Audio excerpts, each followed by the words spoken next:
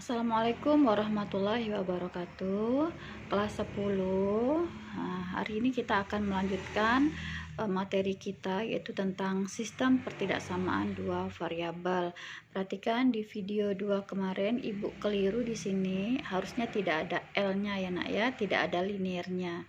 Nah, sama ini juga harusnya tidak ada liniernya. Ini udah ibu hapus. Jadi yang benar adalah sistem pertidaksamaan dua variabel. Oke, kita lanjutkan di video yang ketiga ini, masih tentang sistem pertidaksamaan dua variabel. Kalau di dua video kemarin kita membahas tentang pertidaksamaan linier dua variabel, maka di video yang ketiga ini kita akan membahas pertidaksamaan kuadrat dua variabel atau yang disingkat PTKDV. Jadi kemarin kita membahas linier, sekarang kita membahas yang kuadrat. Nah, yang linier kemarin seperti yang udah kita pelajari, ternyata kalau digambar linier itu dia berbentuk garis lurus. Jadi ingat, kalau linier dia berupa garis lurus. Nah, kita akan lihat kalau kuadrat dia berupa apa ya. Oke. Baik, kalian ingat lagi di sini persamaan kuadrat. Sebelum kita ke pertidaksamaan, kita mengulang sedikit tentang persamaan kuadrat. Ini SMP udah pernah. Jadi ibu ingatkan lagi, persamaan umum untuk persamaan kuadrat yaitu Y sama dengan Fx. Perhatikan, ada buku yang menuliskan Y sama dengan sekian, ada buku yang menuliskan Fx sama dengan sekian. Nah, sama nak, Y itu sama dengan Fx. Jadi kalian menuliskan Y saja boleh, Fx saja boleh. Yang jelas arti Y itu sama dengan Fx. Nah, jadi bentuk umumnya adalah AX kuadrat plus BX plus C. Nah, ini disebut dengan bentuk umum persamaan kuadrat. Ingat, lebih gampangnya mengingat itu kalau kuadrat itu dia pangkat 2. Kalau kemarin linier dia pangkat tertingginya pangkat 1. Nah, ini pangkat tertingginya pangkat 2, maka dia disebut kuadrat. Baik, yang akan kita bahas adalah pertidaksamaan kuadrat hari ini ya. Nah, kalau pertidaksamaan kuadrat sama dengan persamaan, hanya tanda sama dengannya saja kita ubah menjadi tanda ketidaksamaan. Tanda ketidaksamaan kan ada 4 ya. Kurang dari, lebih dari, kurang dari sama dengan, lebih dari sama dengan. Nah, ini ada 3 buah contoh untuk pertidaksamaan kuadrat. Ya, perhatikan di sini, ini lengkap ya, lengkap. Di sini ada A-nya, ada B-nya, ada C-nya. Nah, kalau ini sama juga, ada A-nya, ada B, ada C, cuman posisinya terbalik. C duluan, baru B, baru A.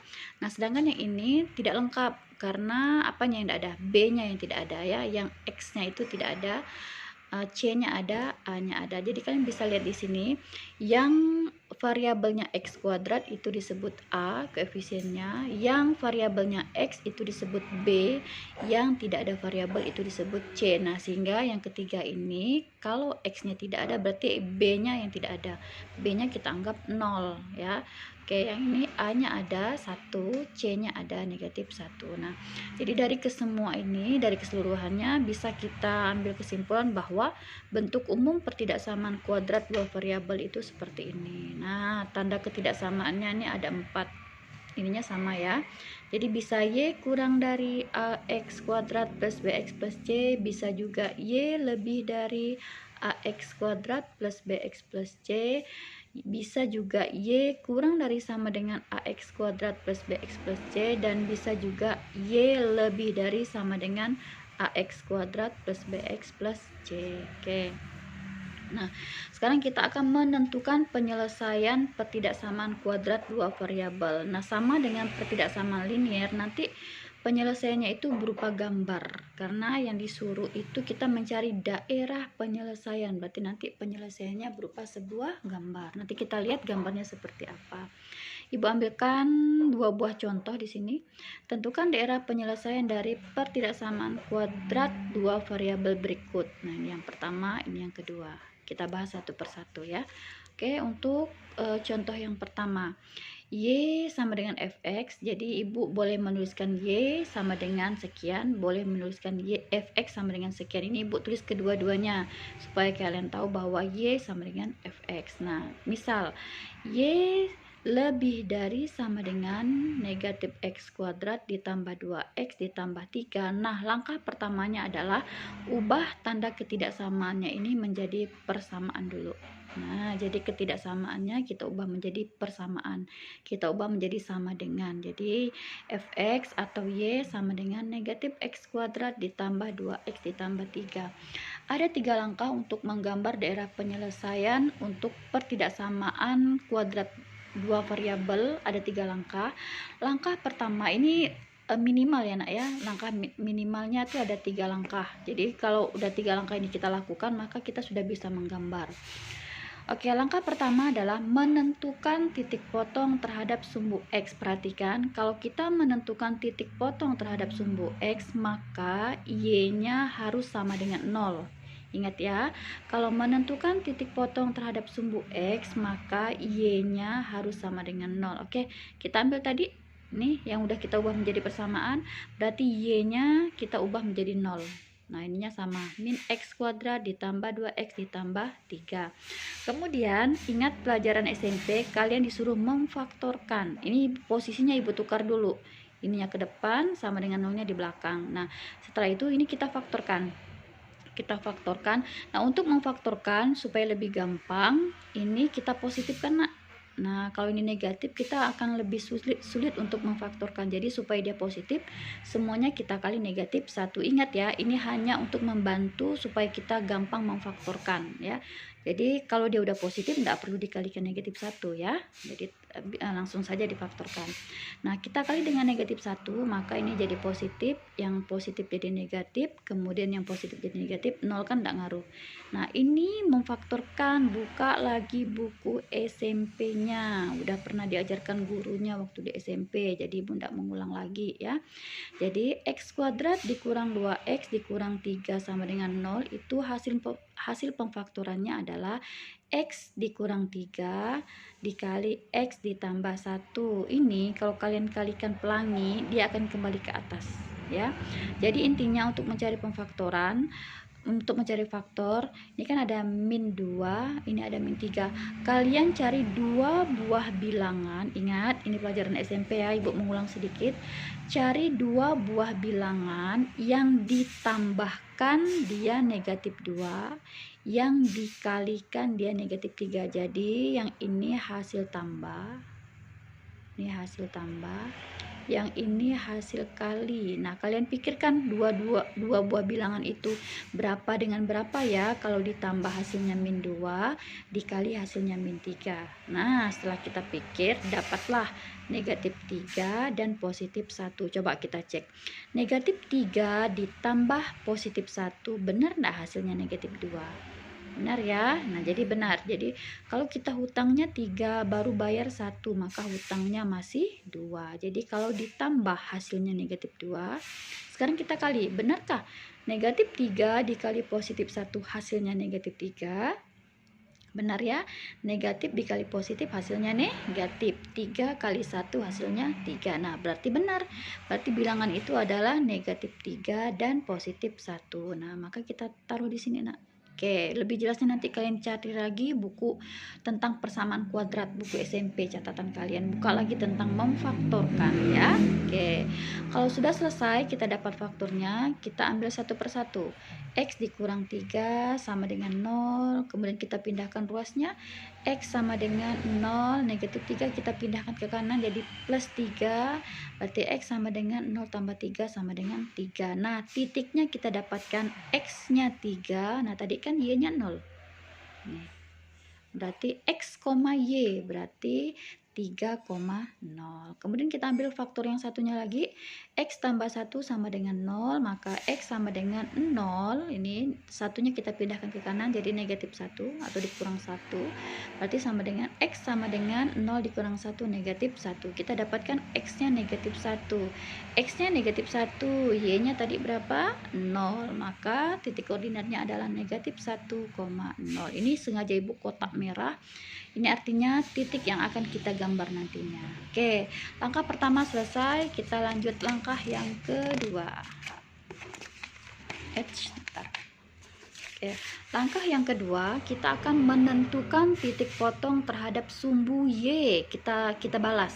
Kalau tadi menentukan titik potong terhadap sumbu X, sekarang menentukan titik potong terhadap sumbu Y. Berarti X-nya yang 0. ya, kebalikan dari yang tadi. Oke, kita ambil tadi persamaannya, Y sama dengan negatif X kuadrat ditambah 2X ditambah 3, maka kita masukkan X-nya 0. Oke, Y-nya tetap, X-nya kita ganti 0. Oke, berarti min 0 dikuadratkan 0 ditambah 2 kali 0, 0 ditambah 3 sama dengan 3. Kita dapatkanlah Y-nya sama dengan 3. Nah, tadi X-nya kan 0. Berarti koordinatnya adalah X, Y, berarti 0,3.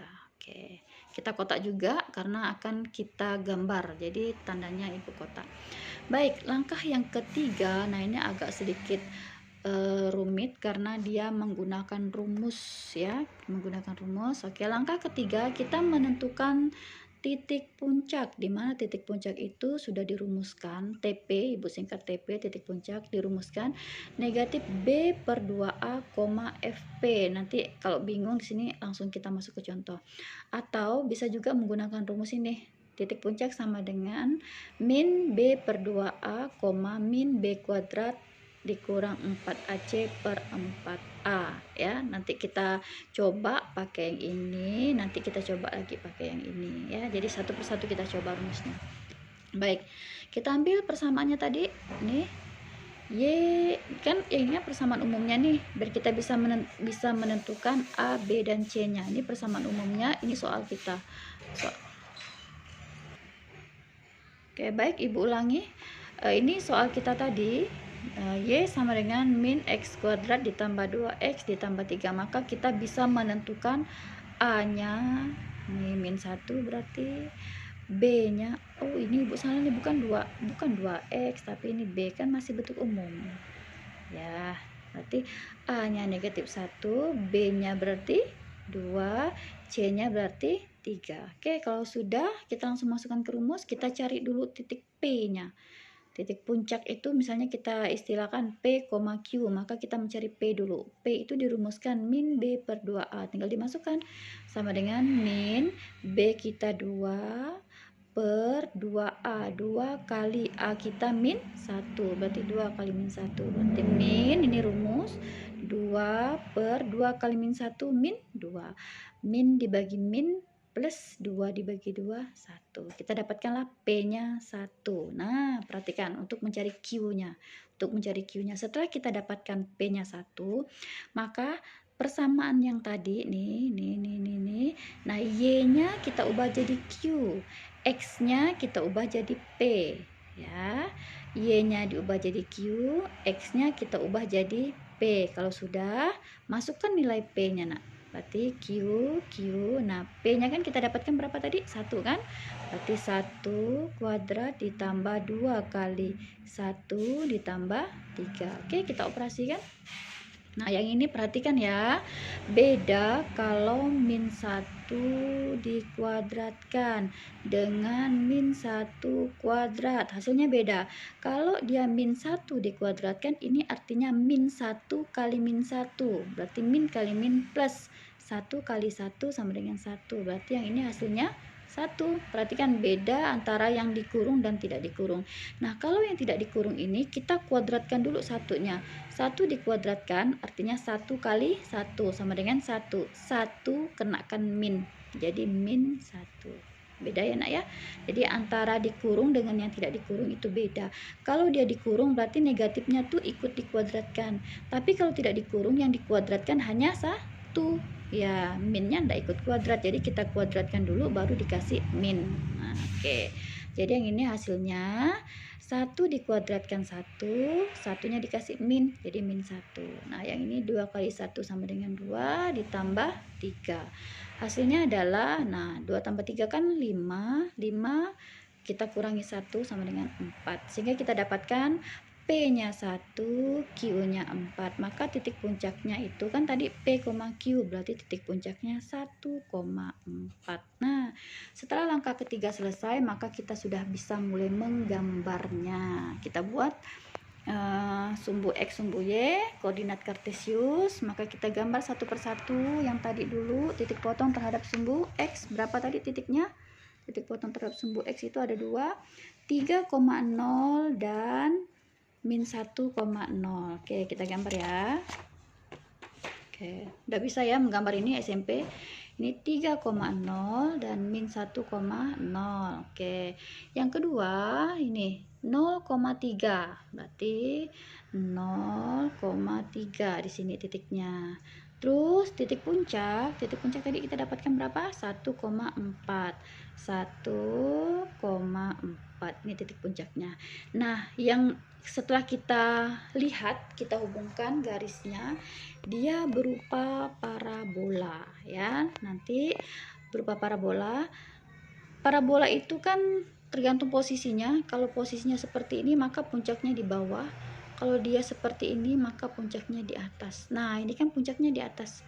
Berarti parabolanya terbuka ke bawah ya. Jadi parabolanya terbuka ke bawah.